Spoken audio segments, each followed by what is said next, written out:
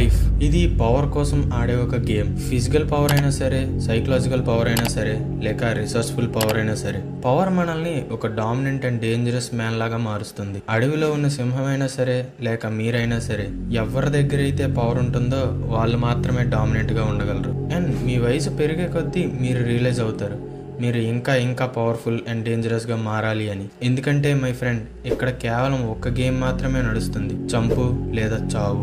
Powerful గా మారటం అనేది చాయిస్ మాత్రమే కాదు, పవర్ఫుల్ గా మారాల్సిందే. లేదంటే ఈ ప్రపంచం నేను తొక్కుకుంటూ వెళ్ళిపోతుంది. అలా అని మీరు పవర్ఫుల్ గా మారి వీక్ పీపుల్ ని తొక్కేస్తారని కాదు, ఆ వీక్ పీపుల్ ప్లేస్ లో మీరు ఉండరు అని. సో మీరు కూడా పీపుల్ కి డేంజరస్ గా కనిపించాలి అని అనుకుంటే ఈ వీడియోని జాగ్రత్తగా చూడండి. ఎందుకంటే ఈ వీడియోలో కొందరు పవర్ఫుల్ పీపుల్ యూజ్ చేసే టెక్నిక్స్ ని చెప్పబోతున్నాను.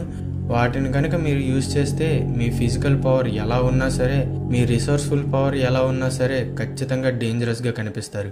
ఇంకా లైఫ్ లో ఎలాంటి సిచ్యువేషన్ ఎదురైనా సరే మీరు భయం లేకుండా ఉంటారు.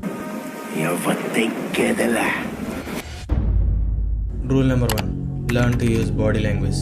మీరు ఒక రూమ్ లోకి ఎంటర్ అవ్వగానే పీపుల్ మీలో ఫస్ట్ నోటీస్ చేసేది బాడీ లాంగ్వేజ్. మీరు ఎలా నడుస్తున్నారు, ఎలా నిల్చున్నారు, మీ స్పేస్ ని ఎలా వాడుకొని కూర్చున్నారు, ఇవే ఇంపార్టెంట్. ఒక powerful and dominant man same ఒక కింగ్ లాగా చాలా కామ్ గా నడుస్తాడు. తను నిల్చున్నప్పుడు తన పోస్చర్ అనేది స్టిఫ్ గా ఉండేలా చూసుకుంటాడు. ఒక పవర్ ని రిప్రజెంట్ చేసేటట్లు నిల్చుంటాడు.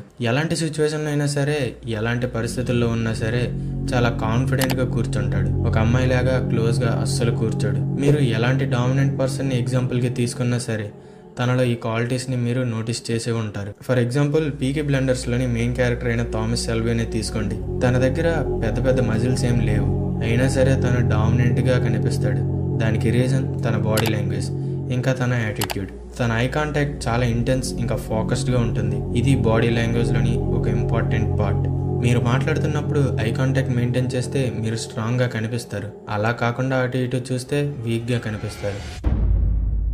రూల్ నెంబర్ 2, మీ వాయిస్లోని టోన్ ఇంకా మీరు మాట్లాడే విధానం. ఒక డామినెంట్ మ్యాన్కి తెలుసు తన వాయిస్లోని పవర్ ఇంకా తన ఇంటెన్సిటీ గురించి. దాన్ని కరెక్ట్గా యూజ్ చేసి తను అటెన్షన్ ఇంకా రెస్పెక్ట్ని సంపాదించగలుగుతాడు. ఒక కింగ్ లాగా తన వాయిస్లో డెప్త్ ఇంకా ఇంటెన్సిటీని ఉంటే తన మాటని అందరూ వింటారు ఇంకా పాటిస్తారు కూడా.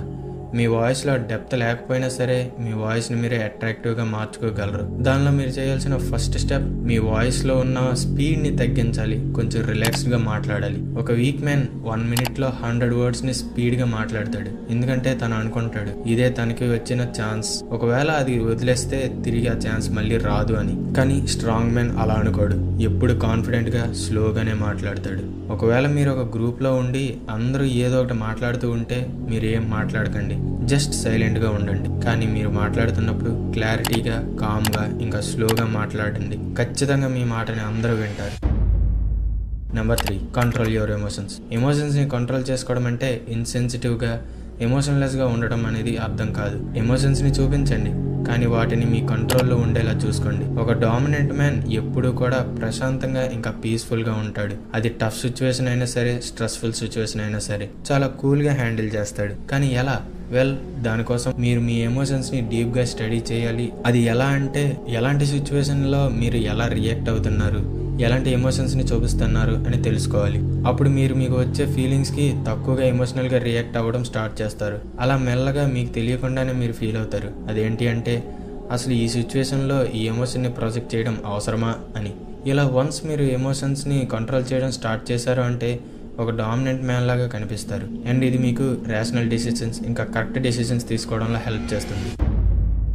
Number 4, self Reliance. ఒక పక్షి తను ఒక కొమ్మ పైన కూర్చున్నప్పుడు ఆ కొమ్మ ఎక్కడ విరిగిపోతుందో అని ఎప్పుడూ భయపడదు. ఎందుకంటే తనకు నమ్మకం ఆ కొమ్మ పైన కాదు, తనకున్న రెక్కల పైన. ఈ క్వాడ్ సెల్ఫ్ కాన్ఫిడెన్స్ ఇంకా సెల్ఫ్ డిపెండెంట్ ని క్లియర్ గా డిఫైన్ చేస్తుంది. సెల్ఫ్ డిపెండెంట్ అనేది అందరికీ చాలా ఇంపార్టెంట్, కానీ ఒక రియల్ మ్యాన్ కి ఇంకా చాలా ఇంపార్టెంట్. ఎందుకంటే మై ఫ్రెండ్, నువ్వు ఒక రియల్ మ్యాన్ అయితే నీకు ఎవ్వరూ హెల్ప్ చేయరు. ఎందుకంటే తను ఎవరిని హెల్ప్ అడగడు కనుక తిరిగి మిమ్మల్ని హెల్ప్ అడుగుతారు. అండ్ మీరు కనుక వాళ్ళకి హెల్ప్ చేయకపోతే మిమ్మల్ని ఒక చేతకాని వాళ్ళ చూస్తారు. అందుకే మీరు సెల్ఫ్ డిపెండెంట్ ఇంకా సెల్ఫ్ కాన్ఫిడెంట్ గా అవ్వాలి. ఒక డామినెంట్ మ్యాన్ లాగా మీరు ఒక సెల్ఫ్ డిపెండెంట్ మ్యాన్ గా మారాలి. మీరు కూడా మీ కష్టాల్ని మీ ఓన్ గానే ఎదుర్కోవడానికి ట్రై చేయాలి. మీరు ఎవరి హెల్ప్ తీసుకోకుండా ఒంటరిగానే పోరాడి గెలిచి డామినెంట్ మ్యాన్ గా మారాలి.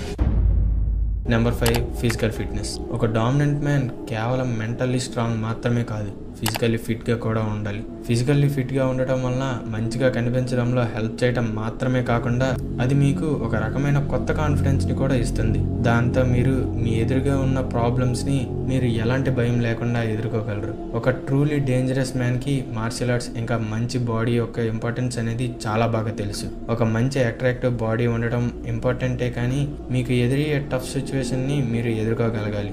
దానికి మీరు రెడీగా ఉండటం కూడా ఇంపార్టెంటే. అది హ్యాండ్ టు హ్యాండ్ కాంబాక్ట్ అయినా సరే, లేక ఒక మెంటల్ ప్రాబ్లం అయినా సరే. Physically fit and hand to hand combat కోసం రెడీగా ఉండటం వలన మీ లైఫ్లో మీరు ఎలాంటి సిచ్యువేషన్ అయినా ఎదుర్కోవడానికి రెడీగా ఉన్నట్లు తెలుస్తుంది. సో మీ ఫిజికల్ హెల్త్ని మీరు ఎప్పుడు కూడా నెగ్లెక్ట్ చేయకండి.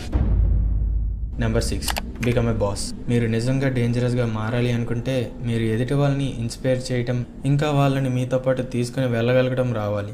దాని అర్థం మీ లీడర్షిప్ స్కిల్స్ని మీరు స్ట్రాంగ్గా మార్చుకోవాలి అని అర్థం. దాంతో మీరు ఎదుటి వాళ్ళని మోటివేట్ చేయగలరు. ప్రతి పవర్ఫుల్ అండ్ డామినెంట్ పర్సన్లో కూడా ఈ క్వాలిటీ ఉంటుంది. అందుకే పీపుల్ వాళ్ళ మాట వింటారు, ఇంకా వాళ్ళకి రెస్పెక్ట్ కూడా ఇస్తారు. అందుకే మీ 4 వైపులా కూడా ఒక స్ట్రాంగ్ కమ్యూనిటీని బిల్డ్ చేసుకోండి. వాళ్ళు మీ గోల్స్ అండ్ వాల్యూస్ని అర్థం చేసుకోగలగాలి అండ్ ఒకరికొకరు హెల్ప్ చేసుకోవాలా ఉండాలి. ఇంకా మీకోసం ఒక స్ట్రాంగ్ బేస్ని కూడా రెడీగా చేసుకోండి.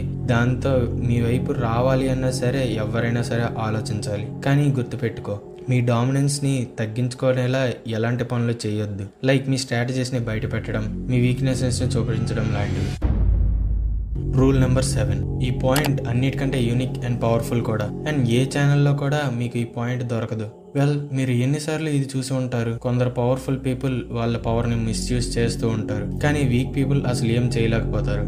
ఎందుకంటే వాళ్ళ లీగల్గా ఎలా ప్రొసీడ్ అవ్వాలి అని వాళ్ళకి తెలియదు కనుక. అందుకే మీరు మీ లీగల్ రైట్స్ ఏంటి అని ఖచ్చితంగా తెలుసుకోవాలి. మీకు ఇంటర్నెట్లో చాలా ఇన్ఫర్మేషన్ ఉంటుంది, లైక్ యూట్యూబ్, గూగుల్. వాటి నుండి తెలుసుకోండి అండ్ ఎలాంటి సిచ్యువేషన్ అయినా సరే ఎదుర్కొనేలా రెడీగా ఉండండి. ఫైనల్గా ఒక్కటి గుర్తుపెట్టుకో, ఒక డేంజరస్ మ్యాన్గా మారటం అంటే దాని అర్థం చెడ్డవాడిగా మారడం కాదు, తనను తాను ఇంకా తన చుట్టూ ఉన్న ఎన్విరాన్మెంట్ని పూర్తిగా కంట్రోల్ చేసుకోవడం. సో ఫ్రెండ్స్, మీరు నేను చెప్పిన ఈ పాయింట్స్ని కనుక ఫాలో అయితే మీరు కూడా ఖచ్చితంగా ఒక పవర్ఫుల్ అండ్ డేంజరస్ పర్సన్గా మారుతారు.